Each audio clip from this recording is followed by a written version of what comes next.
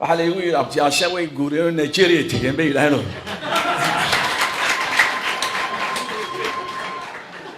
$7 milyan oo dhow ninka intuu ku fakeray iyo dhoobay iyo dhagax baan isa saaraya ayuu magaceedu bixiyo dalkan duniyo yani hudhaladii dunidana uu dhigmaa muuqaalkii dunidana uu leeyahay sharaftiisana way ka muuqataa Allah barakeeyo maalgelinta intan leeg dalka u horay quruxda intan leeg ku soo kordhiyay caasimadda Jamhuuriyadda Soomaaliland waa munaasabad ballaaran oo si rasmi ah loogu daafuray hoteelka Carreedeg oo ah hotel heer sare oo laga hirgeliyay Soomaaliland gaar ahaan bartamaha magaalada Hargeysa waana mid noociisu uu ku cusub yahay Soomaaliland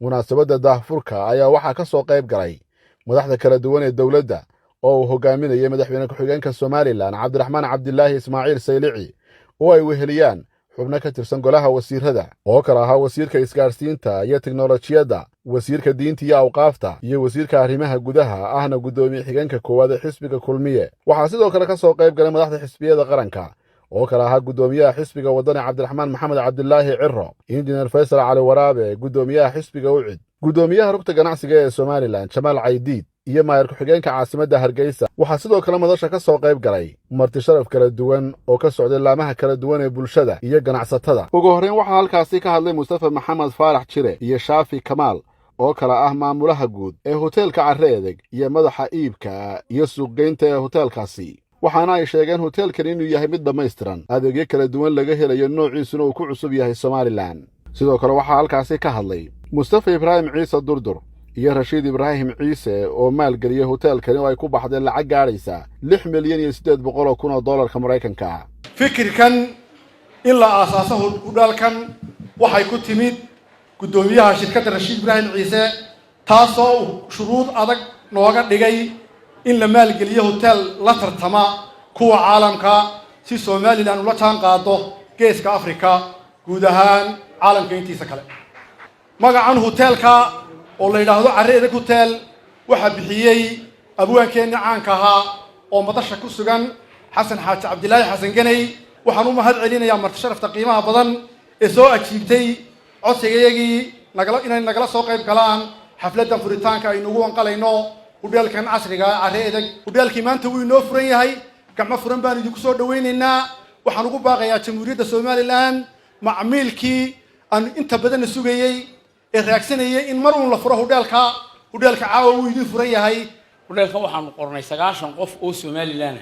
hal qof oo anigu qoran garanaya mid ninka ajnabiga ah ee halkan ka hadlayay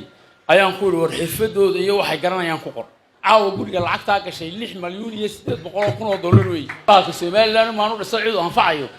qofun baan koob shan ka cabay wax ka soo baxayana la garanaya laakiin martida meel ku dajino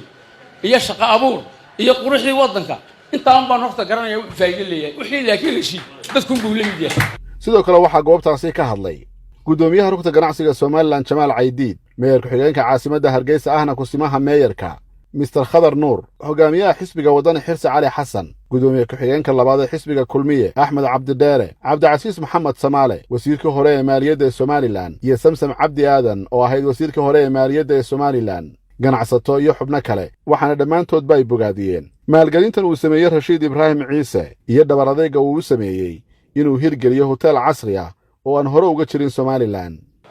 runtii maanta waa maalin qiimo badan leh Jamhuuriyaddana u leh ganacsatadana u leh oo muujinaysa waxqabadka ama waxa ay ku soo kordhiyeen ganacsatadu Jamhuuriyadda aad iyo aad baynu ugu hadaqaynaa ilaha Rashiid gudoomiyaha u yahay shirkadda waa ugu hadaqayaa waxa ay wadanka ku soo kordhiyeen ee ay dhiseen waxaan u ducaynayaa ganacsade Rashiid Ibraahim Ciise iyo qoyskaba waa noo farxad waana ugu ducaynaynaa Allah barakeeyo leenahay qarankana wax weyn baad gashateen sida uu sheegay Rashiid waxa weeyaan maanta kharash iyo dhaqaale badan uu halkan geliyay halkan milgaa iga furan kaliya waxa weeye inaan u duceeyo Rashiid iyo inta kale kala shaqeysay maalgelintan ay sameeyeen balaaran tacabka ay geliyeen dalkooda iyo maalka ay u quureen aad baan ugu bogaadinayaa aad bay ugu mahadsan yihiin ilaahay wuxuu barakeeyo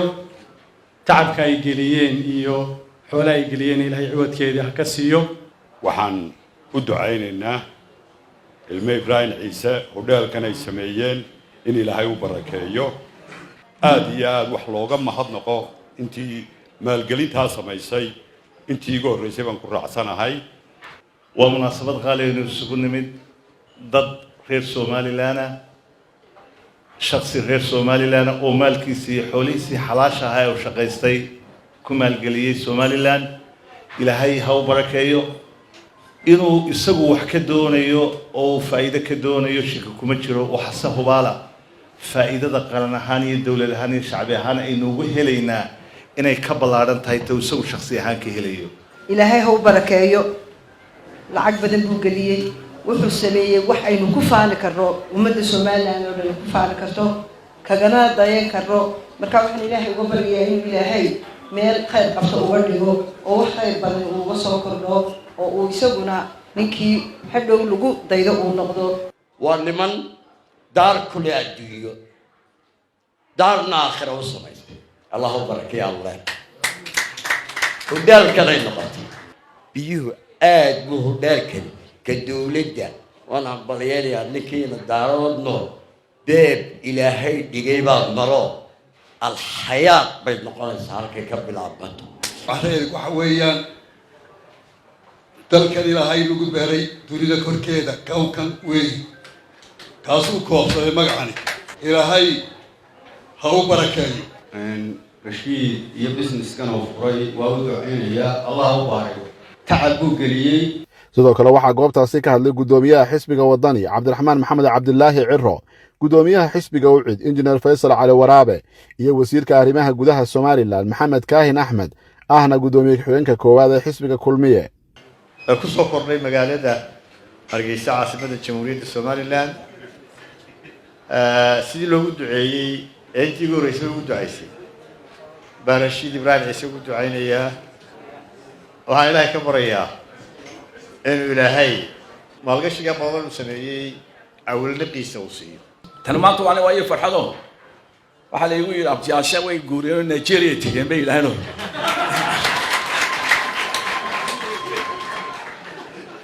alxamdulillah hadday arrintii beenowday waxaan islaadna ugandha iska taga hadday arrintii Nigeria tegeen ilaahay mahad weyn haddaan gabi maanta aan gabi baan tiri lahaay gabayadaan aqoon moog laakiin aad iyo aad baan ugu faraxsanahay waa munaasabad astaynaysa oo tilmaamaysa deganaanshaheena nabadgelyadeenna iyo horumarkeena intaba Rashid Ibrahim Ciise Durdur oo maalgelintan aadka u ballaaran sameeyay oo horay hantida intan leeg waa marka ugu horeysa waa geesinimo 6 milyan iyo 700,000 milyan oo dhow ninka intuu ku fakiray iyo dhoobay iyo dhagax baan isa saaraya bariga ka soo noqonaysana aan la garanayn horta waa geesinimo aad u wanaagsan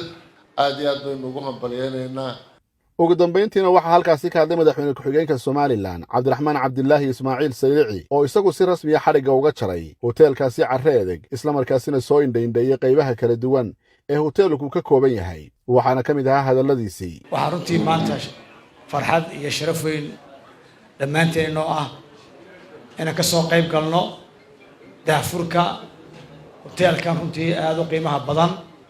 ee Carreedeg aan odhan karo waa hotel la jaan qaadaya caalamka intiisa kale waxaynu u mahadnaqaynaa walaalkeen ama qoyska Rashid iyo qoyskiisa maalgelinta intan leeg dalka u horay quruxda intan leeg kusoo kordhiyey caasimadda Jamhuuriyadda Somaliland aad iyo aad baan ugu mahadnaqaynaa uguna hambalyeynaa uguna ducaynaynaa in ilaahay uga dhigo goob barakaysan oo wixii galay ilaahay si maarta khayr qabo ugu soo cesho cabdishakuur dayib maxamed MMTV Hargeysa